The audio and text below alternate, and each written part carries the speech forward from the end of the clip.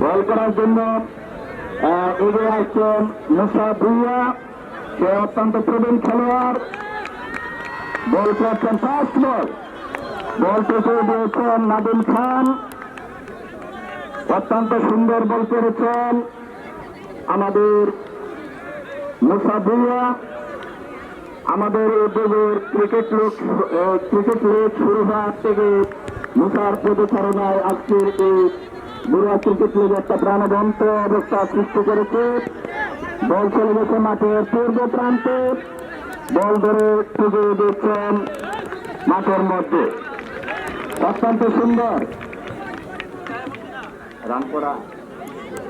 ইতিমধ্যে 2 রান, নাদিম খানের পর থেকে 2টি রান সংগ্রহ হয়েছে পাকিস্তান দলের পক্ষে। পাকিস্তান দলের পক্ষে 2টি রান সংগ্রহ করেছেন নাদিম খান। আবারও ব্যাটে বলে টেস্টে পিটিয়ে দিয়েছেন নাদিম খান, পাকিস্তান দলের অধিনায়ক নাদিম খান। সম্মানিত শুধু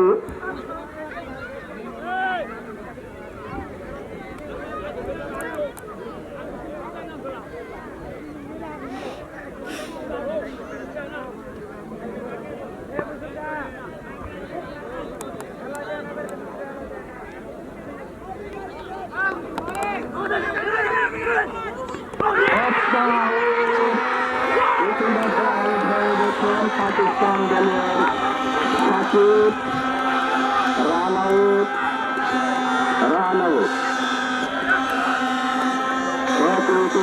পাকিস্তান দলের রান সংখ্যা 2। সাকিব 2 রানে আউট হয়েছেন সাকিব খান।